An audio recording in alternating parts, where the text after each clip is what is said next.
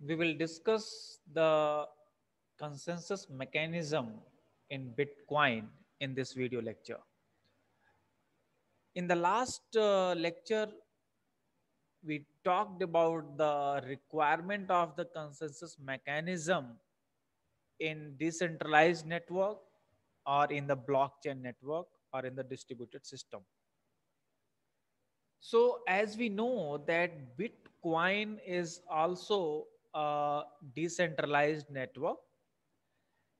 In this network, large number of participants can participate, and it is a permissionless model. It is an open model. So no one knows the actual identity of the participant in that network. So that's why, as I shared in the last video also, that a kind of challenge response mechanism is used, and the name of the protocol which is used in the Bitcoin is proof of work. But I will not talk about the proof of work mechanism in this lecture. I will talk about this proof of work in next one. But today I am going to discuss some example by which you will get the actual concept of the consensus mechanism, what the way how it can reflect. So a kind of example I am using here in this video, and it is easily available in the public domain, so you can check, you can see all those things in the public domain also. So I'm taking this Bitcoin as an example. So let's discuss the consensus mechanism in the Bitcoin, how it works. So as I said, Bitcoin is a open model. So I have talked about all these things, so I'm skipping this. So as I said, Bitcoin is an open environment, so anyone can join the Bitcoin network. So how do you ensure consensus in such a open system? As I talked about in the last video also, that the this type of message passing or shared memory approach in the distributed consensus protocol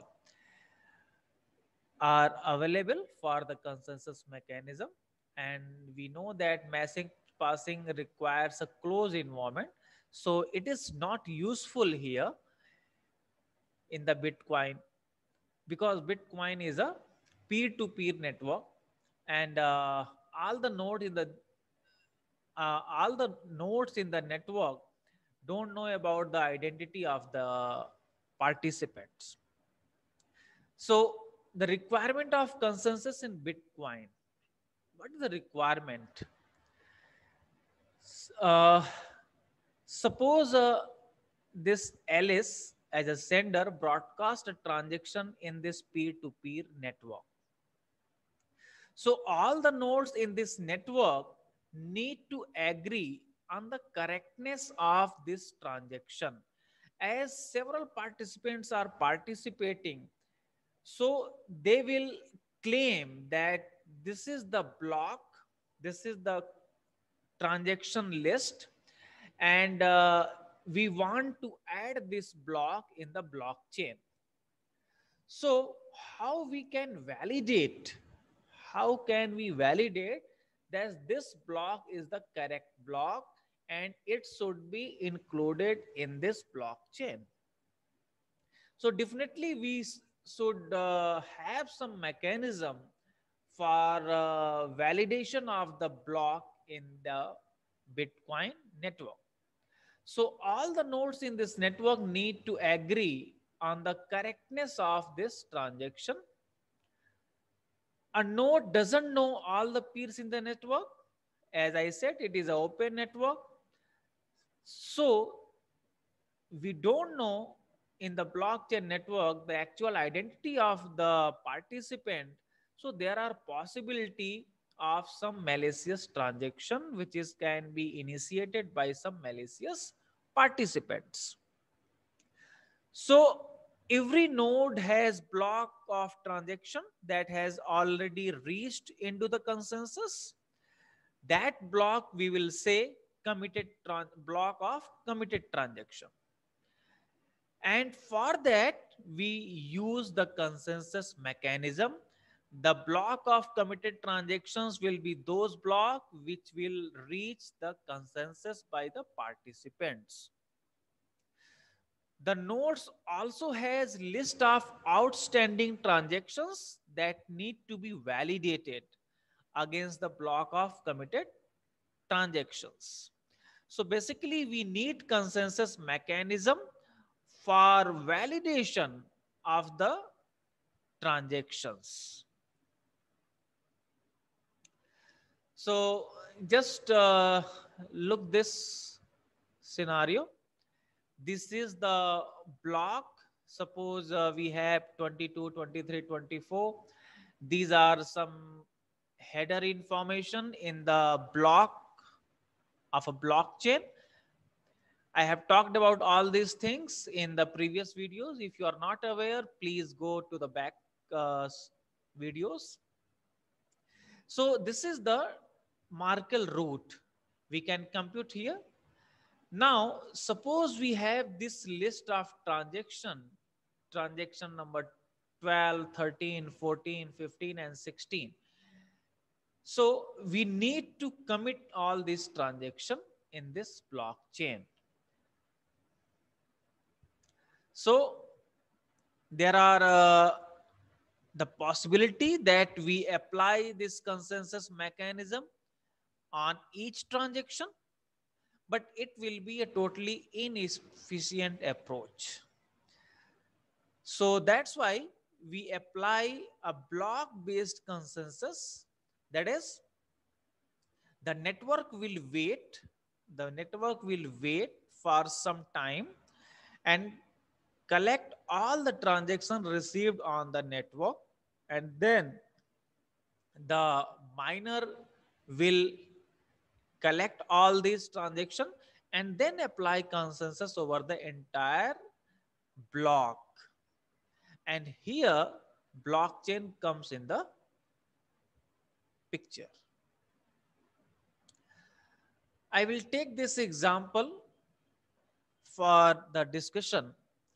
So as I said, the Bitcoin consensus objective is which block do we add next? That is, if we are applying consensus on block wise, not transaction wise, then which block do we add next? For that, to decide, we use consensus mechanism in the Bitcoin. Suppose in the Bitcoin, we have these three block. Already this block has been added in the Bitcoin network. And these three are the miners.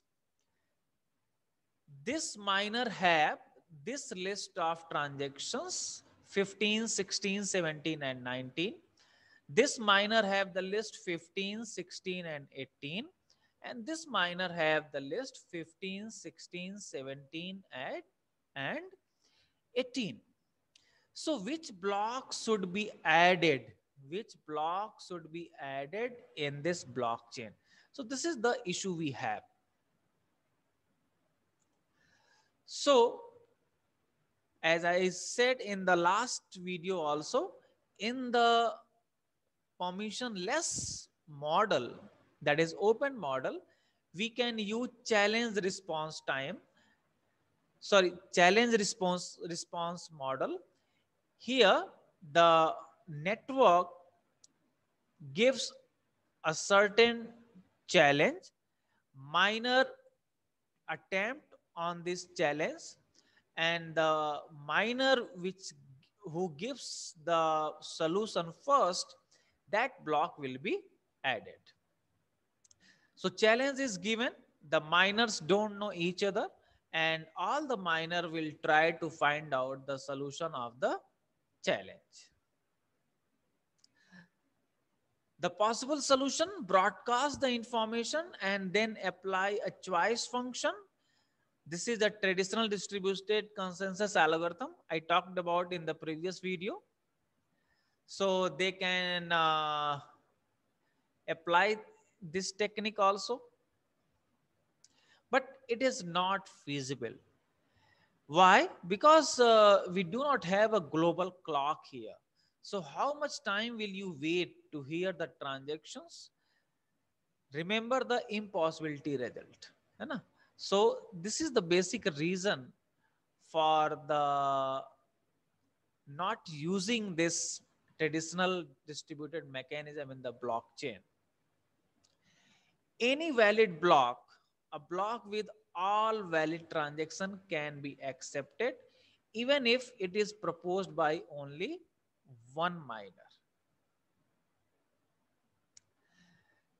Next points we have: the protocol can work in the rounds, broadcast the accepted block to the peers, and collect the next set of transactions. So these are the ways the miner will collect next the set of transaction, try to find out the solution of the challenge, and if the winner, miner will broadcast the accepted block to the all participants. So every miner independently try to solve challenge. The block is accepted for the miner who can prove first.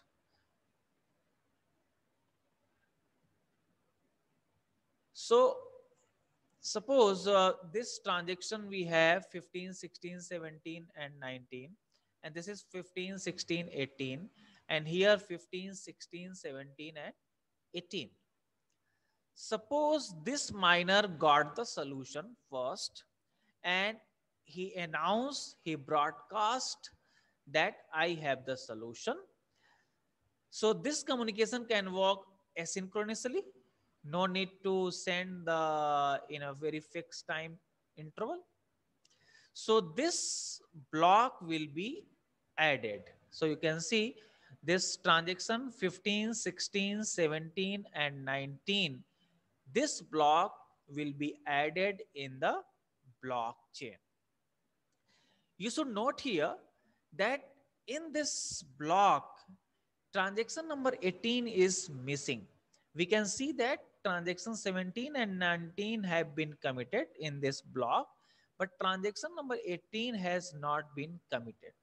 So this transaction number will be included in the next round of mining process, and in the next block it will be included by all the miner, and the same process will be adopted for the next block addition. So this is the example I have used for the discussion. So proof of work, what's the basic challenge? As I said in this video, that the network will give a certain challenge and the miner will try to find out the solution of that challenge. So what is that challenge? So in the Bitcoin, proof of work mechanism is used, proof of work consensus mechanism is used. So I will discuss this proof of work mechanism in the next video lecture. So enough for today. Thank you.